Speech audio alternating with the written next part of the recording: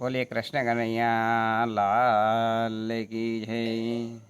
श्रीमत् सद्गुणशालिनं चिदे चिदे व्याप्तं च दिव्याकृतिं जीवे साक्षरमुक्तकोटिसुखदं नैकावताराधिपं ज्ञेयं श्रीपुरुषोत्तमं मुनिवरे वेदार्धकीर्त्यं विभुं तन्मोहलाक्षरयुक्तमेव सहजा नंदं च वन्दे सदा પ્રાચીન સમયની અંદર એક ગામ હતું. એ ગામની અંદરથી એક માણસનું મૃત્યુ થયું. હવે પહેલાંના સમયની અંદર એવો રિવાજ હતો, બોલે શું કે જે કોઈ માણસ મૃત્યુ પામે તો તેની ધર્મપત્ની હોય તે પણ અગ્નિની અંદર બળી અને સતી થવાનો રિવાજ હતો.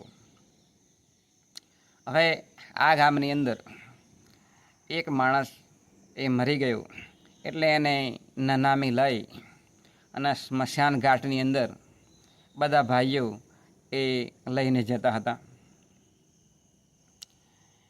એ સ્મશાન યાત્રાની અંદર જે માણસો જતા હતા ને તેની પાછળ જે મૃત્યુ પામેલો જે વ્યક્તિ હતો તેની ધર્મપત્ની પણ એ પાછળ જતી હતી. હવે એ ગામની અંદર એક મહાન સંત રહેતા હતા કે જેમણે રામાયણની રચના કરી. તેમનું નામ હતું સંત તુલસીદાસ.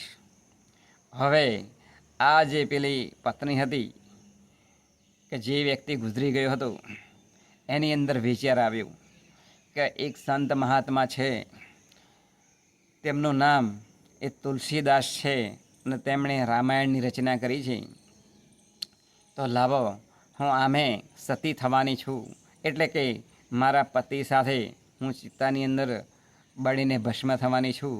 તો એ પહેલો હું આવા જે સંત મહાત્મા હોય તેમના આશીર્વાદ મેળવું, એટલે મારી સારામાં સારી ગતિ થાય. એટલે આ જે પેલી સ્ત્રી હતી એ આ સંત તુલસીદાસ પાસે જાય છે, હાથ જોડે છે અને પોતે એમને પગે લાગે છે. ત્યારે એ સંત તુલસીદાસ એમના મસ્તક ઉપર હસ્ત મૂકી અને કહે છે કે અખંડ સૌભાગ્યવતી ભવાય. આમ બોલ્યા એટલે જે પેલી સ્ત્રી હતી એ બોલી કે હે મહાત્માજી, તમે મને આશીર્વાદ તો આપ્યા કે અખંડ સૌભાગ્યવતી ભવ, એટલે મારી ચૂડી અને ચાંદલો એ અમર રહે, પરંતુ આ નનામીની અંદર મારા પતિદેવ ગુજરી ગયેલા છે અને હું તેમની પાછળ સતી થવા માટે જાઉં છું, તો મારું સૌભાગ્ય એ અખંડ કેવી રીતે રહેશે. ત્યારે આ સંત તુલસીદાસે કહ્યું કે ક્યાં છે તમારા પતિદેહનો મૃતદેહ. ત્યારે એ જે ગામના હતા બધા માણસો એ તેમના મૃતદેહને લઈ અને નનામીની અંદર જતા હતા. એટલે આ તુલસીદાસને પેલા ધર્મપત્નીએ બતાવ્યો બેને, અને આ તુલસીદાસ એ નનામી નીચે જઈ અને પછી જે પેલા ભાઈ હતા કે જે મૃત્યુ પામેલા હતા એમના કાનની અંદર રામ એમ બોલ્યા. એટલે એ જે નનામી હતી એની અંદર જે મૃત્યુ પામેલો હતો એ ભાઈ ધીમે ધીમે હલવા લાગ્યો. પછી ફરીથી આ તુલસીદાસે કાનની અંદર રામ એમ બોલ્યા. એટલે આ જે પેલો મૃતદેહ હતો એની આંખો ખુલી અને પછી ત્રીજી વાર જ્યારે એ કાનની અંદર રામ એમ કહ્યું તુલસીદાસે, ત્યારે એ જે મળદું હતું ને એ બેઠું થઈ ગયું અને બધા એકદમ નવાઈ પામી ગયા. ત્યાર ઘડી અને અત્યાર સુધી જ્યારે સ્મશાન યાત્રા કાઢવામાં આવે છે ત્યારે બધા એટલે જ એ રામનું નામ પુકારતા હોય છે. રામ બોલો ભાઈ રામ, રામ બોલો ભાઈ રામ, રામ બોલો ભાઈ રામ. એટલે આ મૂળ કથા દ્વારા સિદ્ધાંત છે કે જો મૃત્યુ પામેલો વ્યક્તિ હોય અને એને જો કાન ફૂંકવામાં આવે અને રામ બોલવામાં આવે તો એ મરેલો માણસ પણ વહાલા માણસો એ બેઠો થઈ જાય છે. પરંતુ અત્યારના સમયની અંદર એવા સંત તુલસીદાસ જેવા પવિત્ર મહાત્મા સંત નથી. જો એવા સંત મળી જાય તો એ મરેલા માણસોને પણ એ બેઠા કરી દે. એટલી તાકાત આ રામ નામ શબ્દની અંદર છે. માટે ત્યાર પછીની અત્યાર સુધી એ બધા જ જ્યારે એ સ્મશાન ઘાટે જતા હોય સ્મશાન યાત્રામાં, ત્યારે આ રામનું નામ એટલે લેવામાં આવે છે.